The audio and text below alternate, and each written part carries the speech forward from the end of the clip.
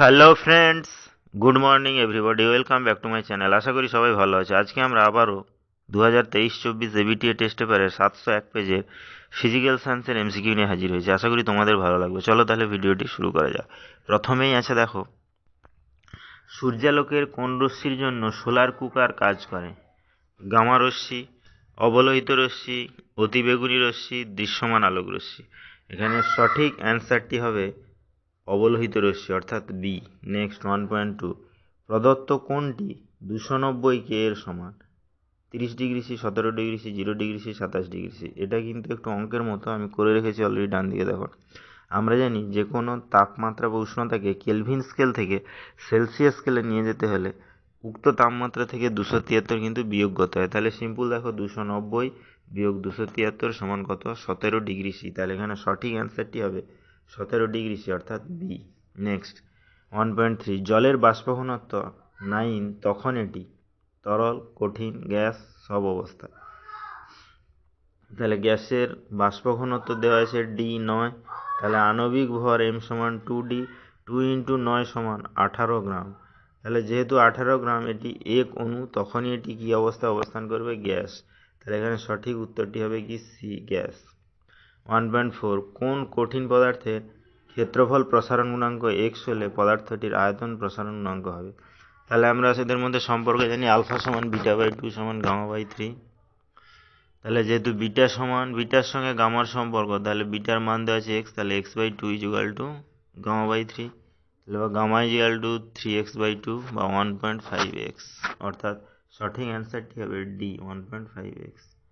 Next 1.5, সমতল দর্পণের বক্রতা ব্যাসার্ধের মান হলো অসীম, 0, 111। এখানে সঠিক অ্যান্সারটি হবে এ অর্থাৎ অসীম। নেক্সট 1.6, দর্পণের বক্রতা কেন্দ্রের মধ্য দিয়ে যাওয়া রশ্মির চ্যুতি হলো 90°, 180°, 0°, 60°। সঠিক অ্যান্সারটি হবে সি, 0°। অর্থাৎ যদি কোনো আলোক রশ্মি দর্পণের বক্রতা কেন্দ্রের মধ্যে দিয়ে যায়, তাহলে ওই আলোক রশ্মির কিন্তু কোনো চ্যুতি হয় না। নেক্সট 1.7, কোন আহিত বস্তুর আধানের সর্বনিম্ন মান হতে পারে?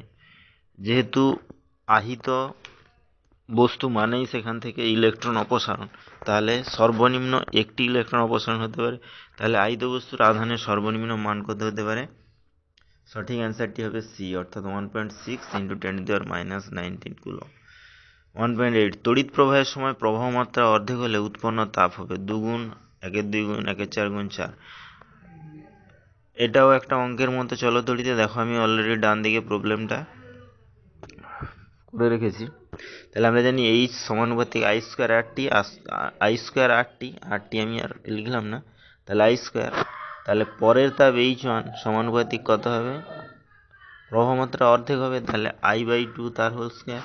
তাহলে H1 সমানুপাতিক আই স্কোয়ার বাই 4, আবার আই স্কোয়ার সমান এইচ, তাহলে H1 ইকুয়াল টু H/4, অর্থাৎ আগের তাপের 1/4 গুণ হবে। তাহলে এখানে সঠিক অ্যান্সারটি হবে সি, 1/4 গুণ।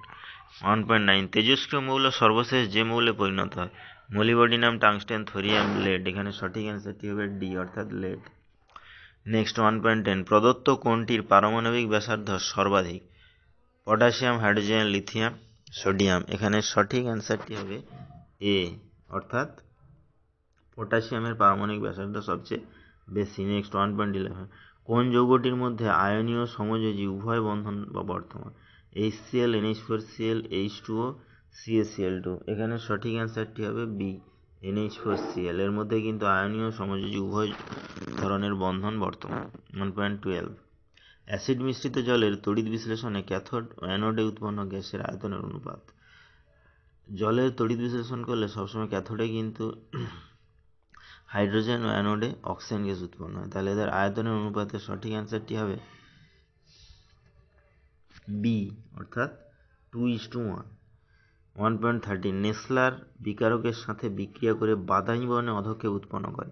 HNO3, NaOH, HCl, NH3। এখানে সঠিক অ্যান্সারটি হবে ডি অর্থাৎ NH3 বা ammonia gas. Next, red hematite কোন মৌলের আকরিক? AlZnFeCu। এখানে সঠিক অ্যান্সারটি হবে সি অর্থাৎ Fe, আয়রনের আকরিক। নেক্সট 1.15, 2 কার্বন পরমাণুযুক্ত অ্যালকেনে হাইড্রোজেন পরমাণু সংখ্যা 2, 6, 4, 8। এখানে সঠিক অ্যান্সারটি হবে বি অর্থাৎ 6টি। তাহলে ভিডিওটা এখানেই শেষ হলো। নেক্সটে আমরা এরপরে নেক্সট পেজের এমসিকিউ নিয়ে হাজির হবো। ততক্ষণ সবাই ভালো থেকো, সুস্থ থেকো, থ্যাংক ইউ।